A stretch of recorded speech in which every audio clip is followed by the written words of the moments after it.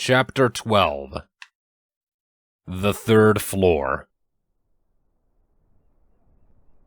This afternoon at Golden Oaks had been, all things considered, almost dully normal, outside of two very distinctive factors.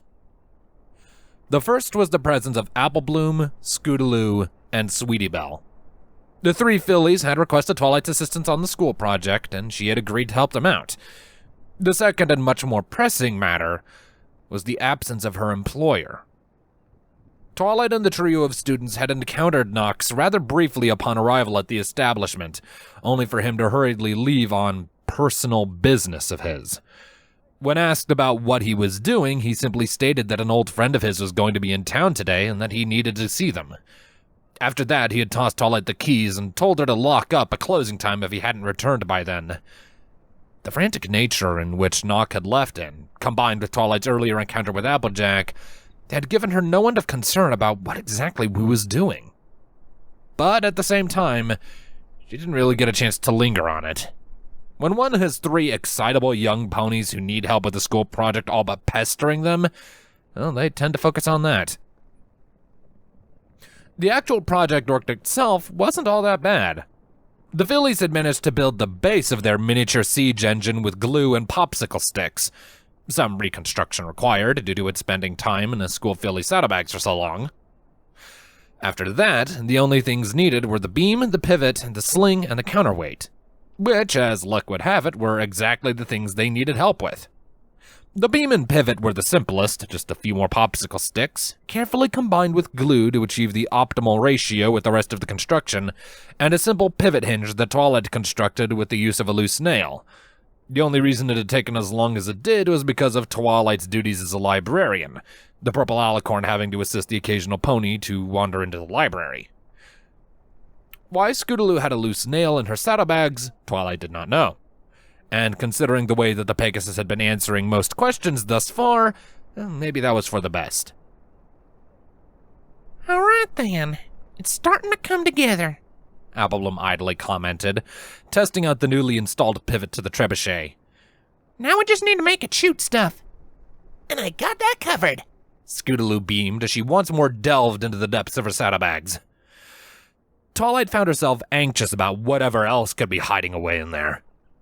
Thankfully, some of that anxiety melted away when the orange Pegasus pulled out a simple bag of rubber bands. Oh great, this again, Sweetie Belle moped, prompting Twilight to question what this was. But the question was answered before she could. We gotta use rubber bands for the tension, Scootaloo argued, slamming the bag onto the desk with gusto. The book says so. That was a different thing, Sweetie fought back, for what sounded like the umpteenth time. We're building the one with the weight. They're the same thing. Applebloom joined in as she began to flip through the book for proof. No, they aren't. Twilight was left to watch awkwardly as the three friends continued to argue. Back and forth they went, giving a clear example of why they had needed help with this project in the first place. From what she could tell, the trio was split about what it was they were building. Based on the page that Applebloom had brought up, it looked like Scootaloo and the Earth Pony had made a simple mistake. Look, it's got ropes and stuff to build up tension, the Earth Pony explained as she pointed to the picture. You unhook the thing and it launches. But that's the wrong one, though, Sweetie groaned in frustration, resting her head on the table. We were trying to build the tall one, Scootaloo huffed. What's the difference? Actually, there's quite a big difference. Twilight was hesitant in her interruption, but stood her ground once she began. If you're trying to build a trebuchet, you probably shouldn't be using a catapult as a visual guide. Bloom and Scootaloo looked to their example for reference. They both were overcome by apparent confusion as they studied the illustration before looking back to Twilight. They aren't the same thing? Applebloom asked. Well, they're similar, but I'm afraid that is a catapult, Twilight explained with a kind smile and enthusiastic tone. The inferior cousin to the greatest siege engine of all time, the trebuchet. See, I told you so! Sweetie Belle propped herself back up with a confident smirk. So wait, we don't need these. Scootaloo chucked the bag of bands over her shoulder. How does it fire stuff? with the counterweight. You attach a sling to one end, Twilight pointed to one end of the trebuchet's throwing arm. and on the other end, you put a weight. Once you load it, you unlock the mechanism, and gravity should do the rest. Assuming you have the right weight ratio. But since this is a smaller one, we should be able to make it hoof-operated. Things got back on track after that. With the biggest obstacle in their progress taken care of, it didn't take them long to get the miniature weapon finished. As it turns out, the rubber bands did end up being used, skillfully weaved together to form the pouch for the sling. It seemed that Sweetie had picked up a few tricks from her elder sister. On the other end of the arm was yet another rubber band, from which the final popsicle stick hung. Not the most efficient counterweight, but with a little applied force from a hoof, it would suffice for this model, as proven by the test fire, and the second test fire, and the third. Once they had finished construction, Twilight had provided a few crumpled up pieces of paper for demonstration. It took a few tries, and a few repairs, to get the exact force needed correct, but they eventually got it right, and they were launching the wads of parchment across the room for what felt like hours. Twilight was content with letting them play with their creation for a time. They weren't hurting anything, and they weren't being overly loud. They would get bored eventually and would pack up their things and leave. Awesome! We're gonna get an A on this for sure. Appleblom blurted with glee as the three fillies began to gather their belongings. Thanks, Twilight. Not a problem. The disguised alicorn smiled back. Let me know how it goes with the class. We will. Sweetie Belle was the one to grab the trebuchet. It was better to carry it with magic than it was to stuff it into a bag, after all. With that, the three dashed for the door. Now let's go make it bigger. Twilight didn't pay any mind to Scootaloo's comment until it was far too late. The three fillies were long gone by now. But despite the implications, she wrote it off as nothing. They were a group of fillies. Just how much trouble could they possibly get into without being caught? Well, not a lot, she figured. They would have to not only find the materials, but also put them together, not something that three ponies of their age could accomplish with ease. Not another moment was spent lingering on that, however, as the chime of the door's bell snapped her back to the here and now. Another patron needed assistance, and it was Twilight's job to give it. Though once she gave the newest guest her attention, she noticed there was something different about them. The lavender-coated mare stood there at the entrance, motionless, burdened by two very overfilled saddlebags, the obvious sign of a fellow traveler. A silver fob watch hung around her neck by means of a thin but sturdy-looking chain of similar silvery material, slightly glistening in the afternoon sun. The unicorn's dark violet mane shimmered in the afternoon sunlight and was contrasted heavily by the twin streaks running through it, blue as lightning. There was a strange sense of recognition Twilight received when she laid eyes upon the mare. Like, perhaps the two had once met in the past. Maybe a brief encounter somewhere on the road? The sense of déjà vu was of no consequence right now, as what really caught Twilight's interest the most was this pony's intense staring. Wide indigo eyes stared straight through Twilight, like there was something truly horrific and beyond words standing just behind her. Of course, there wasn't anything of the sort behind her, not as far as she was aware at the very least, so this unicorn's staring warranted her confusion. Twilight cleared her throat. Can I help you? The unicorn shook herself out of her trance, looking to Twilight with a look of embarrassment. Oh, sorry. I spaced out there for a second. She chuckled awkwardly, her face beginning to take on a slightly red tint. And I thought Fluttershy was awkward. Twilight observed as her newest customer closed the distance. Well, what can I help you with? You work here? The unicorn didn't seem to believe she had asked that question, shaking her head slowly in disapproval of her own actions. Where's Mr. Onwood? He's out at the moment, running errands. Did you need something specific? I could go and... No, it's fine. Sudden panic shot through the strange pony, quickly doused by a surge of visible regret. I mean... I I just need to return a book. No big deal, right? Right. Twilight nodded slowly, leading the customer to the nearby desk. I'll just need to see the book in your library card. A sliver of her previous alarm returned, if only for a second. Library card? Twilight gave the mayor a blank stare. Yes, a library card. You couldn't have checked out a book without one, and I need to see it so I can fill out the right paperwork. There's a system and I have to follow it. Of course. How silly of me. Another paranoid chuckle followed suit before she engulfed her horn in blue arcane light. One of the filled-to-the-brim bags flipped open, and one of what looked to be many books was drawn forth from the confines. Here's the book. Give me a moment so I can find my card. Taking the book for herself, Twilight gave a skeptical glance to the unicorn before looking to the book in question. Coral Lumini Luni. The same book from Twilight's dream, she quickly realized. And not just a copy of the same text, but the exact same book. Same apparent age, same external damages, everything was identical. It was a surreal thing to see in the waking world. A brief moment passed where Twilight thought she was still dreaming, but the unicorn's voice was quick to distract her from that school of thought. Ah, here it is. The unicorn's voice brought Twilight back to the conversation. She was now holding up a small plastic card before the newest librarian. Sorry it took so long. Clutter and all that. Twilight knew the complications of overstuffed saddlebags first hoof, and didn't bother getting upset about it. Instead, she took the library card and began the process of overlooking it. Everything appeared to be in order. Everything matched up with the cards Twilight had seen throughout her time here, the only differences being the mayor's name scribbled onto the front.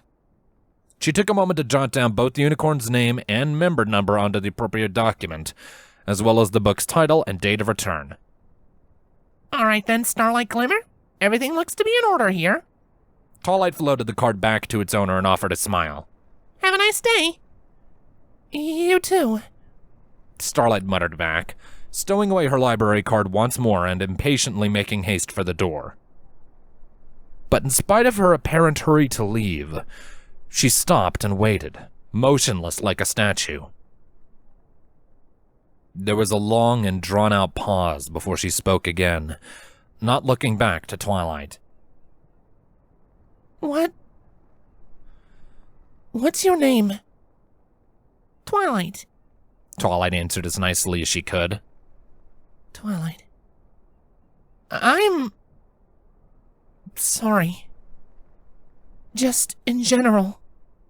I'm sorry. The unusual unicorn practically flew through the door without giving Twilight a chance to respond to the apology.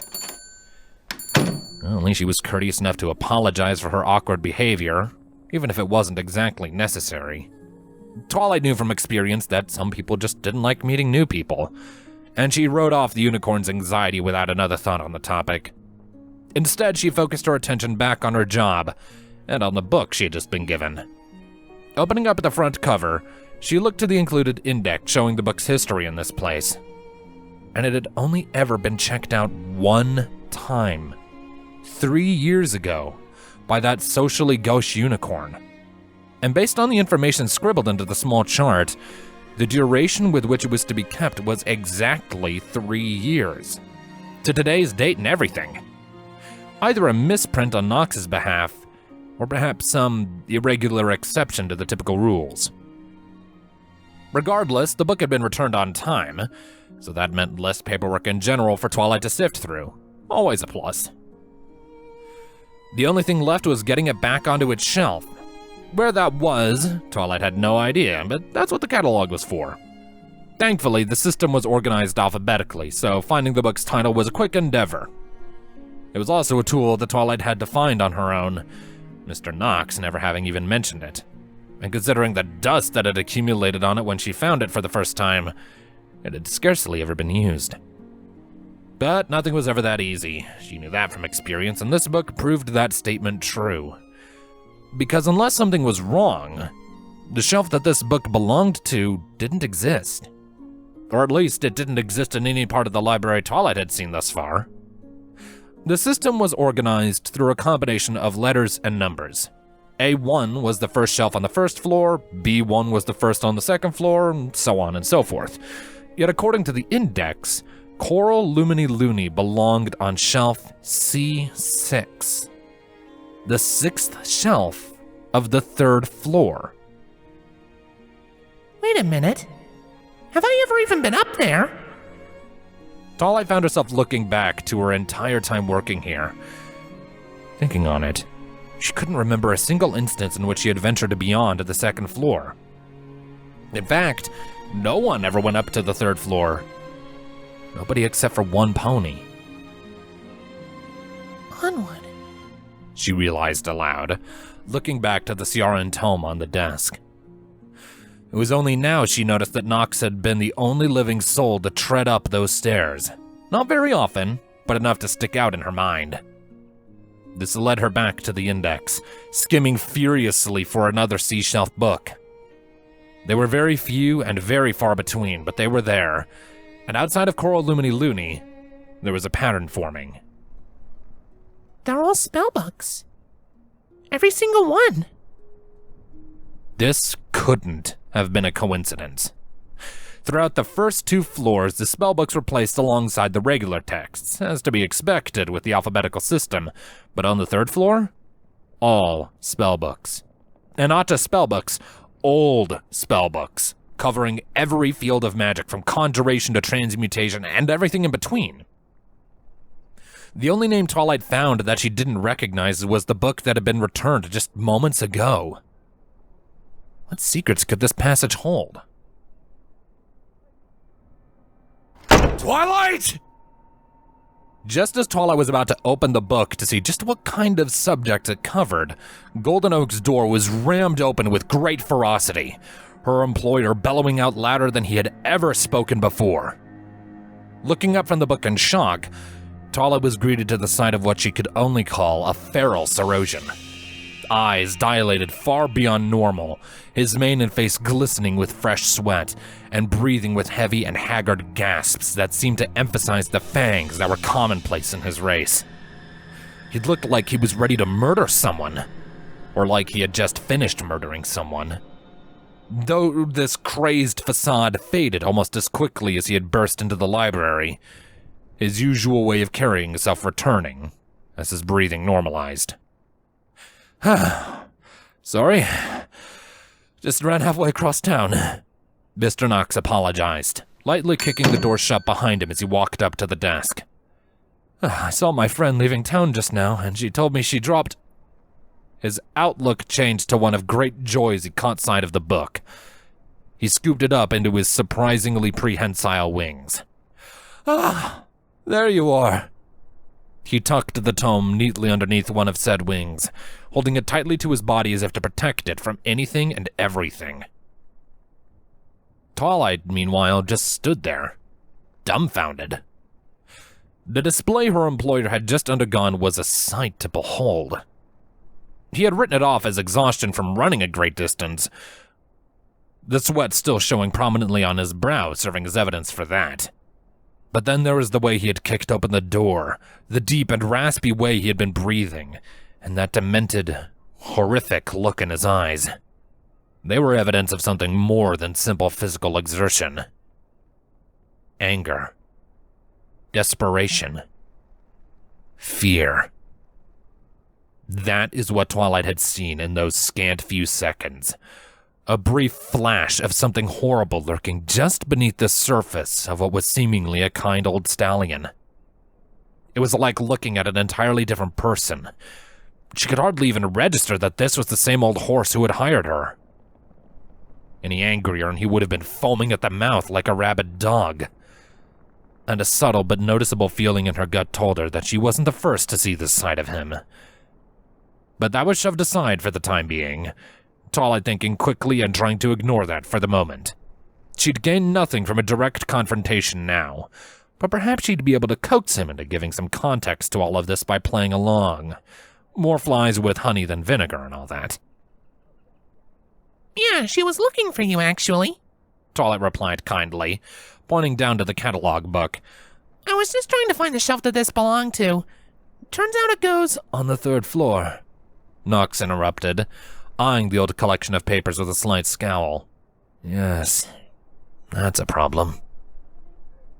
How so? The 3rd floor isn't public anymore. Hasn't been for years, in fact. We don't even have most of these books anymore. He groaned in dissatisfaction. This thing needs to be updated. From a moment's glass, this whole thing needs to be entirely redone. We don't have any of these books anywhere in the library anymore. That was a blatant lie, and Twilight could tell. Unlike her employer, she had actually been using this organizational index for her entire employment thus far. And from what she could tell, every book from the first 2 floors was accounted for within this catalog. The exception being the book she had recently sold to the establishment before her employment, but still, she went along with Knox's story.